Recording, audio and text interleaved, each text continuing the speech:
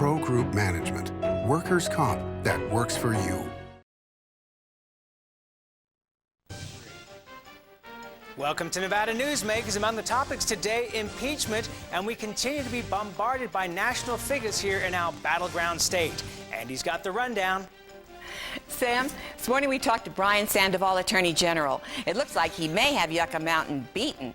And then we talked to Terry McAuliffe, Chairman of the National Democratic Party. What are the Democrats' plans after this election? Are they going to try and win through lawsuit? Sam?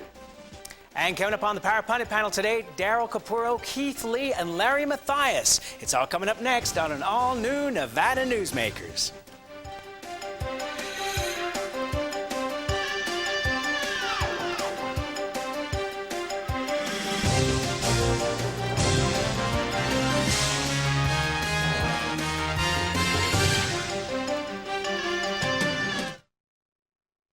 This is Nevada Newsmakers.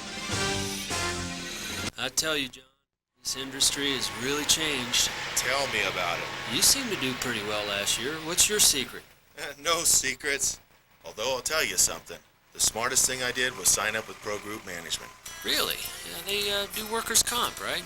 Yeah, their services are great. And get this, they saved me 30%. I've heard they saved others 50%. That works for me. Pro Group Management. Finally, workers' comp that works for you. I'm Harry Reid, and I approve this message. Harry Reid's childhood friends talk about Harry Reid. He's persistent. He's very persistent. They said Harry was too small to make the football team, but he did. They said he couldn't go to law school. But he did. They said he couldn't stop Yucca, but he has. You know, they said he couldn't do it, but he's done it every time. When you don't think he can do it, he does it. He's the dog that won't let go of your cuff. Real scrapper. He never gives up. He never quits. In the county commission race, you can vote for a change. Jim Galloway has been in office for 8 years with not much to show for it. Lynn Atchison has never held public office, has had a successful business career, and has helped our community for 30 years. Jim Galloway prefers Reno and Washoe County fight each other, wasting over $1 million on lawyers and court expenses. Lynn Atchison wants to end the fighting so we can begin to work together for our future. Let's tell Jim Galloway it's time for a change. I am an American soldier.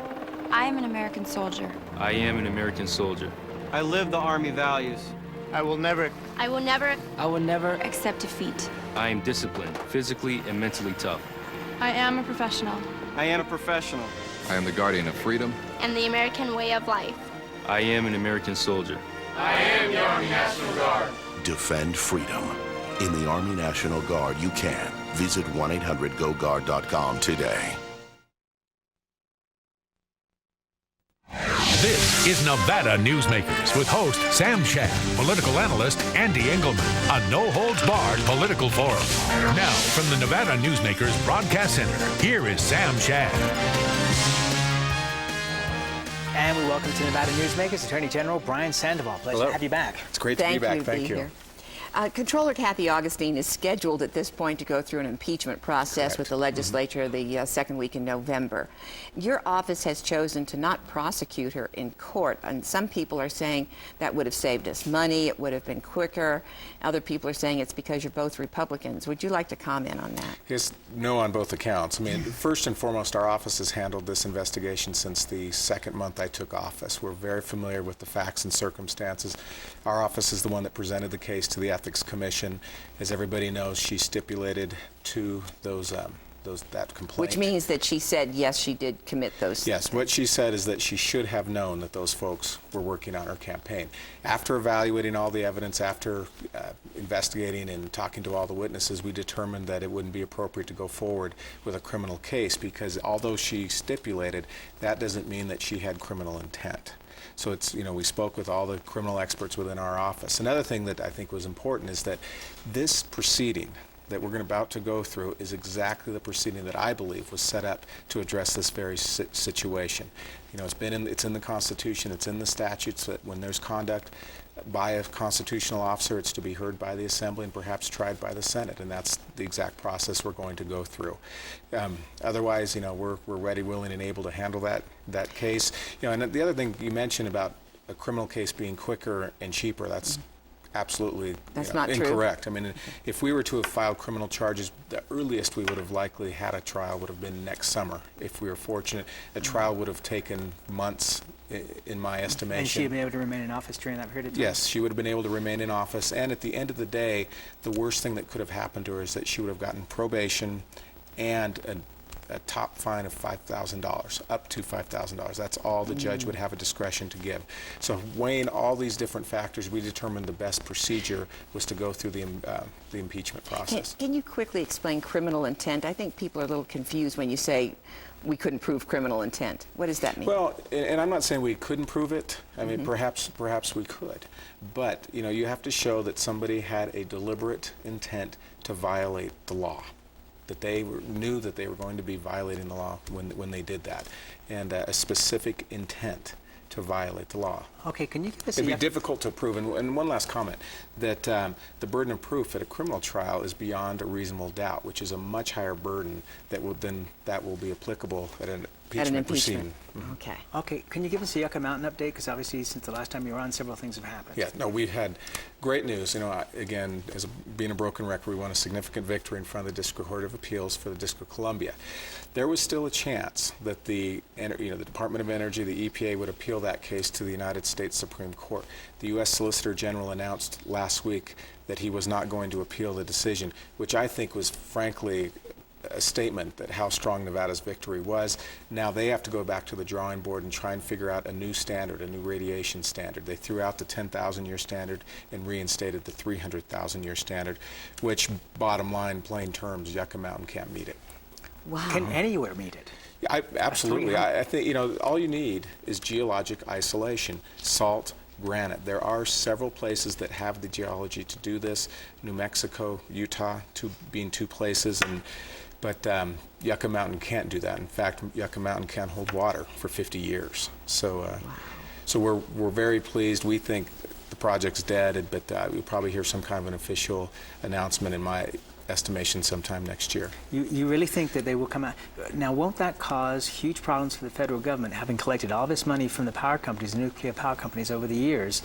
That's going to result, isn't it, in just huge lawsuits? Well, you'd better believe it, but they shouldn't have put all their eggs in this basket. We have all known, they should have known, that Yucca Mountain couldn't do what it was alleged to do. Can Congress change the standards? It can try, but at the end of the day, Congress said the first time, we're not scientists. We're going to rely upon the National Academy of Science, which are the most preeminent scientists in the world. The most preeminent scientists in the world said you need to isolate the most toxic substance known to man for at least 300,000 years. Yucca Mountain, again, can't do that. Okay, I want to change the subject now. I want to become Barbara Walters for a moment. You have spent a lot of time with the President of the United States over the last few months. What is he like? You know, what's he really like? Yeah, he's an incredible person, down to earth. You know, when I've had the chance to chat with him, he's asked about specific Nevada issues and is genuinely interested in that. He's somebody that you would like to have as your neighbor, somebody that you can talk about sports, talk about family. Those are the things when I was just asking about my family, about my new daughter, very personable and just down to earth. I mean, again, somebody you'd want as your neighbor, somebody you'd want to invite over for a barbecue, but at the same time, somebody with strong conviction, somebody with vision, a leader. What's the biggest things that surprised you about him? You know, again, you have this thing about the president and you're in complete awe, and he just puts you at ease immediately, shakes your hand, calls you by your first name. Yeah, again, I really have an incredible respect for the man. We're going to have Terry McAuliffe on this show as well, and we'll ask him for his thoughts, so we will get a balance here. But I was just curious. Not too many people get to spend that much time with the president. Not sure Terry has either. Well, we'll find out his opinion at least. We'll be right back on Nevada Newsmakers. Thank you, Attorney General. You're welcome. Nevada Newsmakers, brought to you in part by Sunbelt Communication. If you own a business and want to maximize your company's potential, join the Retail Association of Nevada. Our membership benefits include the Nevada Retail Network Self-Insured Group, providing workers' compensation coverage that can lower your rates. That savings can go directly to your bottom line. We are an effective pro-business organization that lobbies on behalf of our business members. The Retail Association of Nevada, protecting Nevada businesses for 35 years.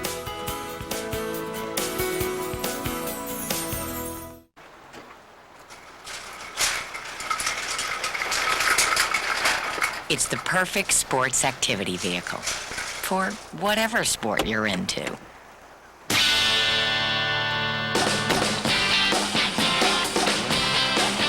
The new versatile BMW X3. After one drive, it's the easiest decision you'll ever make. BMW, the ultimate driving machine. EDON and Northern Nevada Development Authority host the 20th Annual Governor's Industry Appreciation Awards, Tuesday, November 9th, 2004 at 5:30 p.m. at John Esquaga's Nugget, honoring new Northern Nevada businesses and existing businesses that have recently expanded. Keynote speaker Jeff Finkel, President and CEO of the International Economic Development Council, will present the election's effect on economic development. For tickets and more information, call 829-3700 or visit www.edon.org.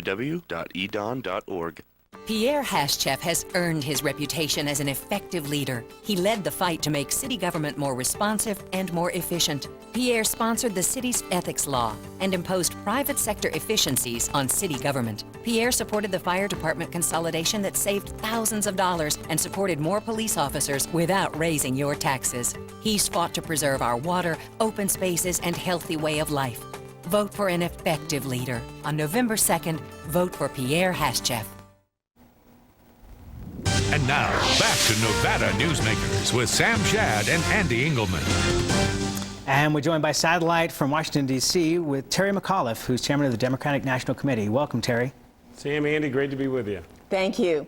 Let me start this out, Terry, by saying there was an Associated Press story this morning in the papers here all about how the Democrats are planning to file lawsuit after lawsuit following the election in order to challenge the vote, particularly if they don't win.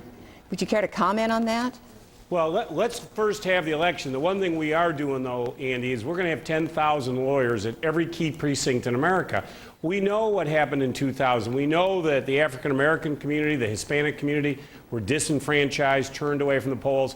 Our goal is to make sure everybody can vote, they can walk into the polling booth, and most importantly, we'll count that vote. That's all we want, but we've already been tipped off to intimidation tactics. We know that a company out in Nevada had been paid $500,000 by the Republican National Committee to destroy Democratic voter registration cards. It's outrageous behavior. We want everybody to vote. That's our goal. Okay, Terry, do you know the name of that company that was paid $500,000? Sproul and Associates. Okay, we appreciate that. And also, Secretary of State Dean Heller was here and said that so far the only proof that he's had is 2 ripped up ballots. Right. They said the only proof that they received in that from that whistleblower was 2 ballots was all they could produce. Well, we have 2 eyewitness employees, one the gentleman in Nevada, and we have another gentleman who worked for the company in Oregon who said he was under strict instructions that he would be paid $3 for Republican voter registration cards and would get 0 for Democratic voter registration cards. So his point was, I'm not going to spend the time having someone fill out the voter registration card if I'm not going to get paid. These were 2 eyewitnesses who worked for the company. I can only take them at their word. Obviously, something went on for 2 people who worked for this company in 2 different states to come out and say that this was wrong.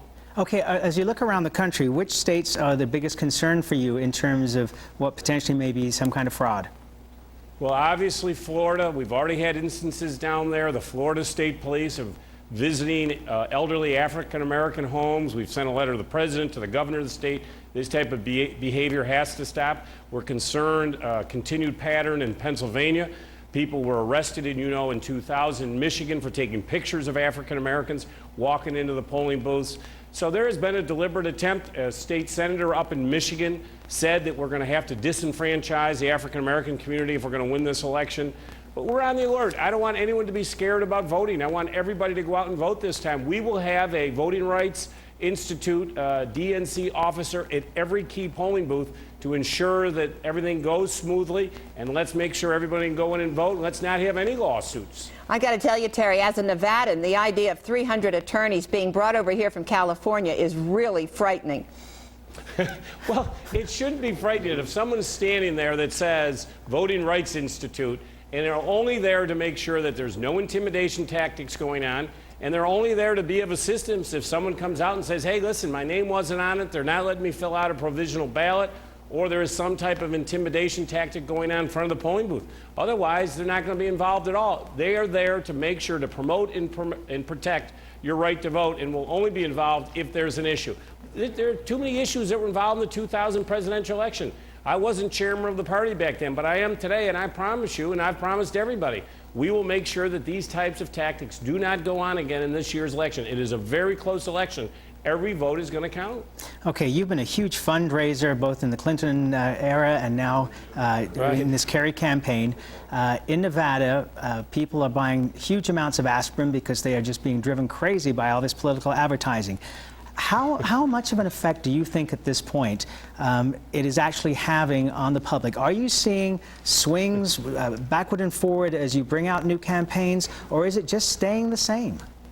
Well, I mean, it's a very good point. I apologize to all of your viewers out there for all the ads that we're running. I do think that most of the voters are numb from all the political advertising that has gone on. I have said from day one this election will be won and fought and lost one way or the other on the ground. It's the door-to-door activities, and this is something I have really focused on. As you know, we built a 175 million name data file here at the National Party. We have 5 times more staff than we've ever had on the ground. We knocked on 1 million doors last weekend, 15 million phone calls. I agree. I think people are numb for commercials. This is about IDing your voters, persuading the swing voters, and making sure on election day you get them out to vote. You are already voting out in Nevada. You have early vote. I would just encourage everybody to go out and vote as soon as possible, get it done with, get it out of the way so we don't have any hitches on November 2nd. But you know what? When George Bush and these Swift Boat folks and all these guys do these horrible, misleading ads against John Kerry, we have to respond. But there's millions being spent on both sides, but this is going to be won on the grassroots level. Quickly, Terry, because we're just about out of time. Yeah. What do you think the polls are anywhere near being accurate, what with all the new people that have registered to vote in the last month? I don't. There were 27 million young people who didn't vote in the last presidential election. As you know, the FCC doesn't allow you to poll cell phones. So young people are not being recorded at all, and with only 3 out of 10 college graduates getting a job last year, the huge debt that George Bush has built up, the possibility of a draft, I think you're going to have a record number of young voters, and all these millions of new registrants that we have are not being polled today. It's going to be close. And Terry, we're out of time, but we thank you so much for being here. We appreciate it. Thank you. This is Nevada Newsmakers. When you need a new employee, how can you be sure who you're really hiring? A background investigation by Employer Links will uncover criminal records, verify the applicant's education, check their credit history and Social Security verification. An investigation will research professional licenses and driver's licenses and let you know why they're unemployed. Hiring the right person shouldn't be a gamble. Call Employer Links. Employer Links, protecting your investment.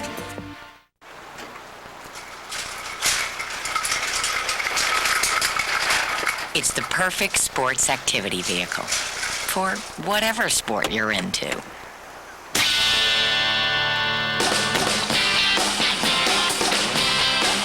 The new versatile BMW X3. After one drive, it's the easiest decision you'll ever make. BMW, the ultimate driving machine. As an attorney for over 25 years, Jim Hardesty has practiced in state, federal, and appellate courts, as well as the Nevada Supreme Court. His knowledge and courtroom experience brought him the highest rating an attorney can achieve. As a 2-term district court judge, Jim Hardesty has earned one of the highest ratings of any judge in Nevada. We need Jim Hardesty on the Supreme Court. Experienced, qualified, respected. Hardesty for justice. I am the horse in the storm. I am the line in the sand. I am the enforcer of the sea. The United States Coast Guard will feed you and prepare you for it. We are the defenders of the homeland. We are the shield of freedom. We are the United States Coast Guard. Heed your country's call. Join the Coast Guard or Coast Guard Reserve. And now, back to Nevada Newsmakers with Sam Shad and Ande Engleman. And welcome back. We're joined by Keith Lee, who's an attorney. We also have with us Daryl Capurro, who's Executive Director of the Nevada Motor Transport Association, and Larry Matheis, who's the Executive Director of the Nevada State Medical Association, filling in for Jim Denton, who is homesick, and we wish you better, Jim. And you're going to have to listen up, because this is a group of dry wit. You know, it's just going to start, I mean, it's just something else. Okay, I want to start out with the Associated Press is reporting this morning about how the Democrats have a plan. Regardless of how the election comes out, I guess means win or lose, we lose. They plan on going to court and filing lawsuits and testing the votes. And what's this going to do to the public? What's this going to do to the system? Well, I think that the report is the Democrats are going to do it. If the Republicans lose, the Republicans are going to do it. Of course. I think the unfortunate circumstance is that we may not know who the President of the United States is until sometime in December. We may be faced with the same sort of hanging Chad problem that we had 4 years ago.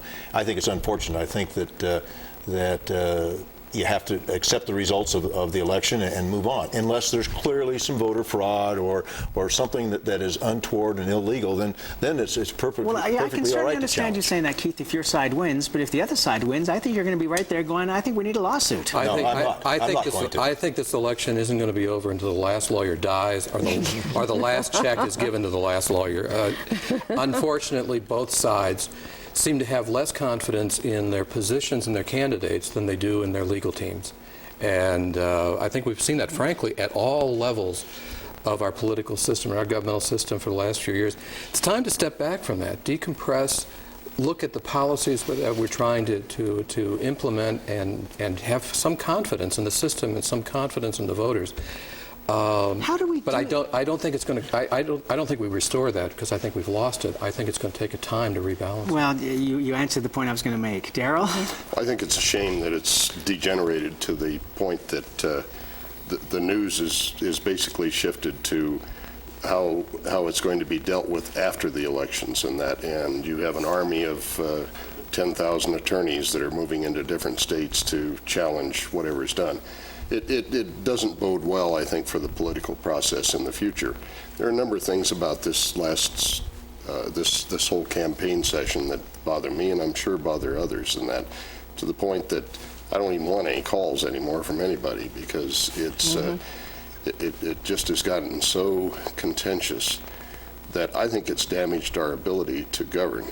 For the last few years, both parties, in seeking office as the end in and of itself, once they get there, we have what now are called permanent campaigns. They don't shift into actually trying to govern. They only govern enough to help them in their next campaign. It's become a precise art. Depending on how high you go, you never leave your campaign staff very far away. You don't want to be bored with the intricate details of policy and governing, except to the degree that it's going to be spun either for you or against you. I think, again, at some point we're going to have to step back and say what we want from government is to be governed. And we will evaluate how well each party or each person does. And stay out of our bedroom. That's great for a political science course, but I don't disagree with that. I just don't think it's ever going to happen. Well, the founders believed it was going to happen, and it has happened through most of our history, and it hasn't happened in this last generation. Well, and that's correct. So how do you turn that around? I mean, I don't disagree with your basic proposition. I just don't, I guess, have as much faith and confidence that the present generation is going to turn it around, because I think they expect different things from the government from what you and I, as kids growing up and now in our later years, expect that the role of government is. Okay, then our nation can't stand. Isn't the young vote, the 18 to say 25 vote, if they turn out in numbers, and certainly there's been a lot of push to get them to vote, isn't that going to start the change that we're talking about here? Not necessarily. Young people can turn out and vote in one election and then become discouraged if their candidate doesn't win and not vote again for another 12, 16 years. We've seen that happen before. And I think the problem with that generation, the 18 to 25-year-old generation, is I don't think they understand what a republic's all about, which is the fact that we're, one, it's a representative form of government, and two, it's based upon the ability to legitimately compromise issues. I mean, and I think the younger generation there expects it their way or the highway, and that's it. And I'm not going to change my point of view. I'm not going to agree to a compromise. I want it my way or forget it. And a lot of them are voting because they erroneously think that Bush is going to institute a draft. You know, which is and not what's wrong true. with that, by the way? Yeah, well, you know. I've got a line of mothers out the door here who will tell you what's wrong with that. Well, then the mother's got to do a better job of raising their kids so that they have some responsibility. I think they ought to go in the military to get some responsibility. I don't think that's an either-or situation. I don't think that's an either-or situation. Sending people off to potentially be killed in foreign lands is not necessarily the way that you treat people. Well, I don't think you need to assume, though, that if you draft them in the military that they're going to go off to fight a foreign war. Well, right now you would. Well, I think the answer to what's the matter with kids today is they've had us as their role models, and we have failed. I think it's our generation that's in control that has thrown away opportunity after opportunity to demonstrate selfless public service. Well, I think that the leaders that we have put up, look at the generation of leaders that we've put up in the major offices at all levels of government. But I think they have not been. Part of that problem, though, is that we have fallen into the situation where we believe that with passing on to our kids, our knowledge and the like, that they'll automatically pick it up, and that they'll have the same feeling for issues and that we have. And I don't think that's true. I believe it's the duty of every generation to rebel against the previous. We'll be right back on Nevada Newsmakers after this. Responsibly. I don't believe that was there. This is Nevada Newsmakers.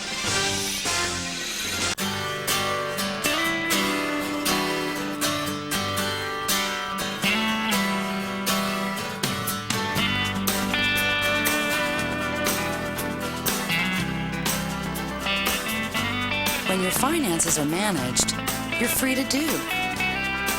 Annuities, almost CD, IRAs, mutual funds. Wells Fargo, the next stage. I am an American soldier. I am an American soldier. I am an American soldier. I live the Army values. I will never accept defeat. I am disciplined, physically and mentally tough. I am a professional. I am a professional. I am the guardian of freedom and the American way of life. I am an American soldier. I am the Army National Guard. Defend freedom. In the Army National Guard, you can. Visit 1-800-GO-GUARD.com today.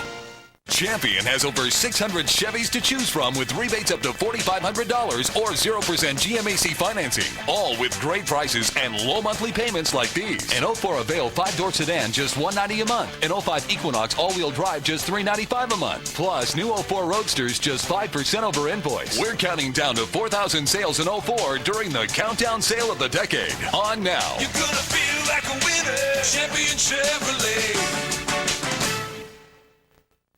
There's something you should know about me. I'm cold. I'm calculating. I get what I want. If you get in my way, I'll wreak havoc upon you.